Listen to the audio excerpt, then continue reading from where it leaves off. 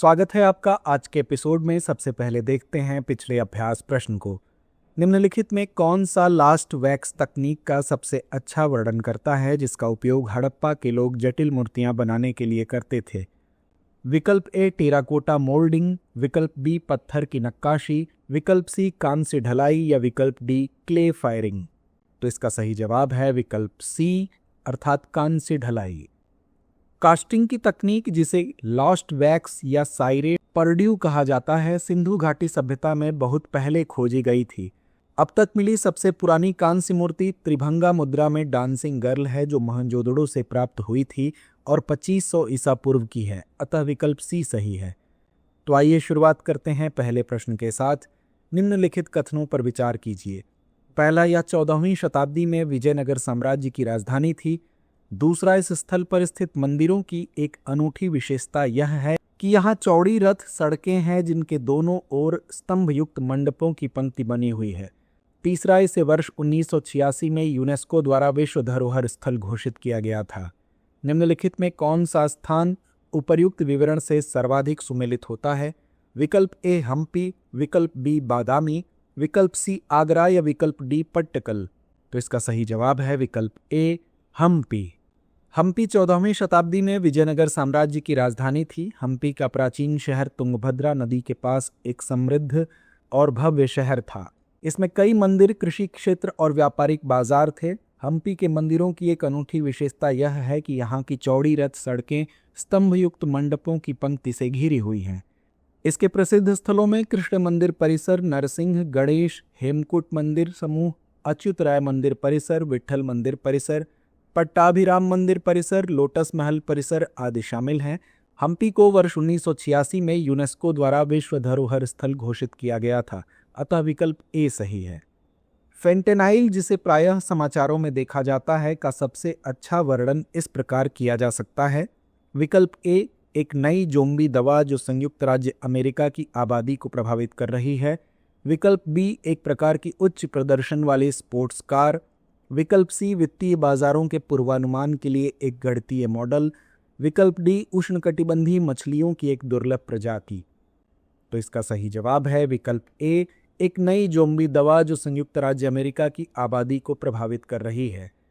हाल ही में संयुक्त राज्य अमेरिका में एक नई जोम्बी दवा फेंटेनाइल ने लोगों को प्रभावित किया है। यह दवा उपयोगकर्ता की त्वचा पर घाव का कारण बन सकती है जो बार बार संपर्क में आने पर तेजी से फैल सकती है।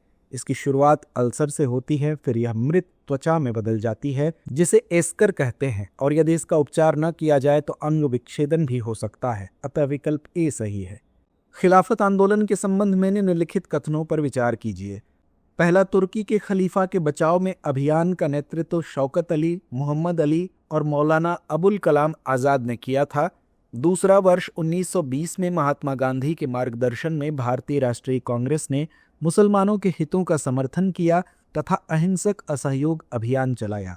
तीसरा, चौरी चौरा की घटना के कारण गांधी जी द्वारा असहयोग आंदोलन स्थगित कर दिए जाने और मार्च 1922 में उनकी गिरफ्तारी के कारण खिलाफत आंदोलन कमजोर हो गया। उपर्युक्त में से कितने कथन सही है या हैं? विकल्प ए केवल एक, विकल्प बी केवल दो, विकल्प सी सभी तीन या विकल्प डी कोई भी नहीं। तो इसका सही जवाब है विकल्प सी सभी तीन। तुर्की के खलीफा के बचाव में अभियान का नेतृत्व शौकत अली, मोहम्मद अली और मौलाना अबुल कलाम आज़ाद ने किया था, अतः कथन एक सही है। वर्ष 1920 में महात्मा गांधी के मार्गदर्शन में भारतीय राष्ट्रीय कांग्रेस ने मुसलमानों के हितों का समर्थन किया और अहिंसक असहयोग अभियान चलाया, अतः कथन दो भी सही है। चौरी चौरा की घटना के कारण गांधी द्वारा असहयोग आंदोलन स्थगित करने और मार्च 1922 में उनकी गिरफ्तारी के कारण खिलाफत आंदोलन कमजोर हो गया, अतः कथन तीन भी सही है। यमुना नदी के संबंध में निम्नलिखित कथनों पर विचार कीजिए। पहला, यह उत्तरी भारत में गंगा की प्रमुख सहायक नदियों में से एक है। दूसरा, इसका स्रोत निम्न हिमालय पर्वतमाला में बंदरपूंछ शिखर के दक्षिण पश्चिम किनारे पर यमुनोत्री ग्लेशियर में है। तीसरा, चंबल, सिंध, बेतवा और हरंगी इसकी महत्वपूर्ण सहायक नदियां हैं। उपर्युक्त कथनों में से कितने सही है यह हैं? विकल्प ए केवल एक, विकल्प बी केवल दो, विकल्प सी सभी तीन या विकल्प डी कोई भी नहीं। तो इसका सही जवाब है विकल्प बी केवल दो। यमुना नदी उत्तर भारत में गंगा की प्रमुख सहायक नदियों में से एक है, अतः कथन एक सही है। यह विश्व के व्यापक जलोढ़ मैदानों में से एक यमुना गंगा मैदान का एक अभिन्न भाग है। इसका स्रोत निम्न हिमालय पर्वतमाला में बंदरपूंछ शिखर के दक्षिण पश्चिमी छोर पर 6,387 मीटर की ऊंचाई पर यमुनोत्री ग्लेशियर में स्थित है, अतः कथन 2 सही है। यह उत्तराखंड, हिमाचल प्रदेश, हरियाणा और दिल्ली से प्रवाहित होते हुए उत्तर प्रदेश के प्रयागराज में संगम, जहां कुंभ मेला आयोजित होता है, स्थल पर गंगा में मिल जाती है। चंबल, सिंध, बेतवा और केन इसकी महत्वपूर्ण सहायक नदियां हैं, अतः कथन 3 सही नहीं है। हरंगी कावेरी नदी की एक महत्वपूर्ण सहायक नदी है। बोंगो सागर 2025 नौसैनिक अभ्यास के संबंध में निम्नलिखित कथनों पर विचार कीजिए। पहला, यह अभ्यास भारतीय नौसेना और श्रीलंकाई नौसेना के बीच हिंद महासागर में समुद्री सुरक्षा और क्षेत्रीय स्थिरता बढ़ाने के लिए आयोजित किया गया था। दूसरा, अभ्यास में भाग लेने वाला INS रणवीर एक राजपूत श्रेणी का निर्देशित मिसाइल विध्वंसक है, जिसे वर्ष 1986 में कमीशन किया गया था। उपर्युक्त में से कौन सा या कौन से कथन सही है? यह है विकल्प A केवल 1, विकल्प B केवल 2, विकल्प C 1 और 2 दोनों, या विकल्प D ना तो 1 ना ही 2।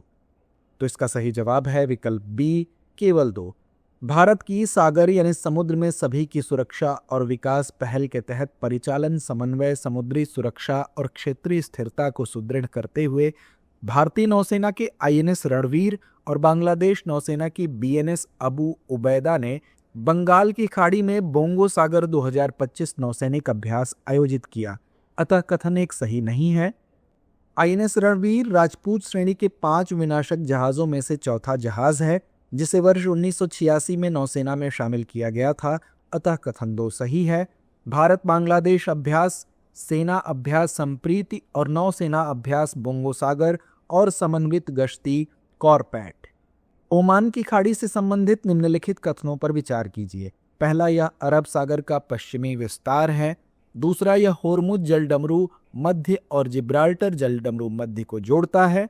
तीसरा, चीन, ईरान और रूस ने ओमान की खाड़ी में समुद्री सुरक्षा बेल्ट 2025 नौसैनिक अभ्यास आयोजित किया। उपर्युक्त कथनों में से कितने सही हैं? विकल्प A केवल 1, विकल्प B केवल 2, विकल्प C सभी 3, या विकल्प D कोई भी नहीं। तो इसका सही जवाब है विकल्प B केवल 2। ओमान की खाड़ी अरब सागर का पश्चिमी विस्तार है, अतः कथन 1 सही है। यह होर्मुज जलडमरू मध्य और फारस की खाड़ी को जोड़ता है, अतः कथन 2 सही नहीं है। सीमावर्ती देशों की बात करें तो इसकी सीमा ईरान उत्तर में, संयुक्त अरब अमीरात पश्चिम और ओमान दक्षिण से लगती है। ईरान के परमाणु कार्यक्रम को लेकर तनाव के बीच चीन, ईरान और रूस ने होर्मुज जलडमरू मध्य के समीप ओमान की खाड़ी में समुद्री सुरक्षा बेल्ट 2025 नौसैनिक आयोजित किया, अतः कथन 3 सही है। निम्नलिखित विशेषताओं पर विचार कीजिए। पहला, यह कोस स्थलाई नदी के तट पर स्थित है।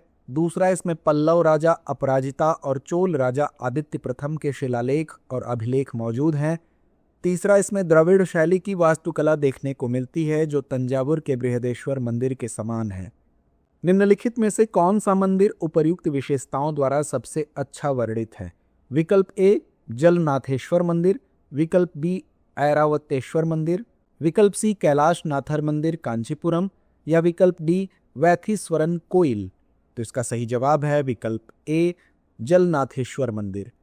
जलनाथेश्वर मंदिर मूल रूप से 876 ईस्वी में पल्लव राजा अपराजिता वर्मन द्वारा बनवाया गया था, जबकि त्रिस्तरीय राजगोपुरम को 1543 ईस्वी में विजयनगर राजा वीर प्रथबा सदाशिव महारयार द्वारा जोड़ा गया था।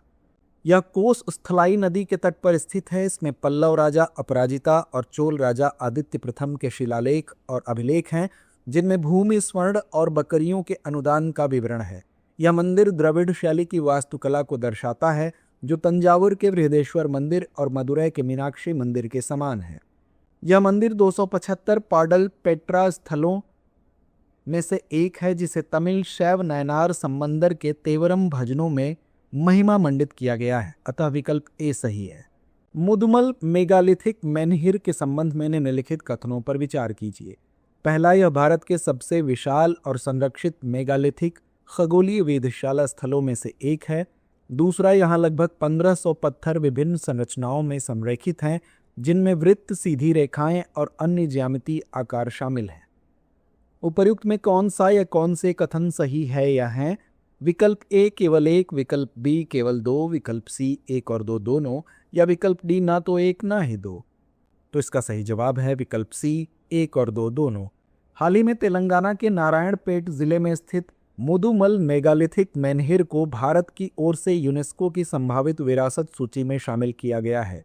यह भारत के सबसे विशाल और संरक्षित मेगालिथिक खगोलीय वेधशाला स्थलों में से एक है, अतः कथन एक सही है। इस स्थल पर बोल्डर संरेखण, पत्थर के घेरे और संरचनाओं की जटिल एवं सटीक व्यवस्था देखी जाती है। यहाँ 80 ऊंची या 10 से 15 फीट ऊंची पत्थर की संरचनाएं हैं जो पंक्तियों में व्यवस्थित हैं। वहीं यहाँ लगभग 1500 पत्थर विभिन्न संरचनाओं में संरेखित हैं, जिनमें वृत्त, सीधी रेखाएं और अन्य ज्यामितीय आकार शामिल हैं, अतः कथन 2 सही है। गौरतलब है कि स्थानीय समुदाय इन पत्थरों को पवित्र मानता है और इन्हें नीलूरलूर थिमप्पा के रूप में संदर्भित करता है। वहीं इनमें से एक विशेष मेनहिर की पूजा देवी यलम्मा के रूप में की जाती है। H7N9 बर्ड फ्लू के संदर्भ में निम्नलिखित कथनों पर विचार कीजिए। पहला, यह इन्फ्लुएंजा ए वायरस का एक उप प्रकार है। दूसरा, इस वायरस को वर्ष 2013 में पहली बार चीन में मनुष्यों में पहचाना गया था। उपर्युक्त में से कौन सा या कौन से कथन सही नहीं है या हैं?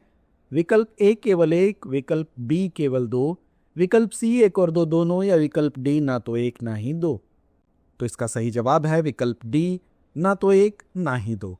हाल ही में अमेरिका के पोल्ट्री फार्म पर H7N9 बर्ड फ्लू के प्रकोप की सूचना दी गई, जो 2017 के बाद पहला ऐसा बड़ा प्रकोप है। यह वायरस न केवल पक्षियों में फैल रहा है बल्कि मनुष्यों के लिए भी खतरे का कारण बन सकता है। आइए जानते हैं H7N9 बर्ड फ्लू के बारे में।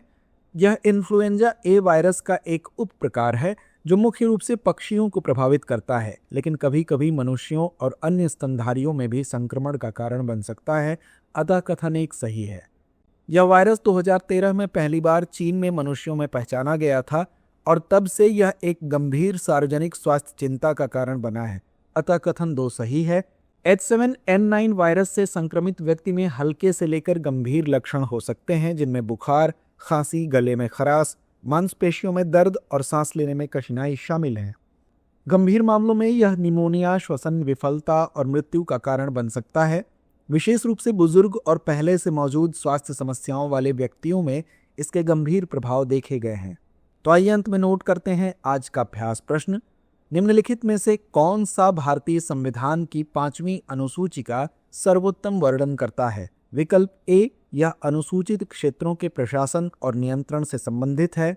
विकल्प बी, इसमें भारत के राष्ट्रपति के महाभियोग की प्रक्रिया का वर्णन किया गया है। विकल्प सी, यह भारत के सर्वोच्च न्यायालय की शक्तियों और कार्यों को परिभाषित करता है। या विकल्प डी, यह भारत में गैर नागरिकों के मूल अधिकारों के संरक्षण से संबंधित है। तो इस प्रश्न का जवाब कमेंट बॉक्स में देना ना भूलें। धन्यवाद। डियर व्यूअर्स, अपने एग्जाम की तैयारी को और बेहतर करने के लिए हमारे चैनल को लाइक, शेयर और सब्सक्राइब करना न भूलें।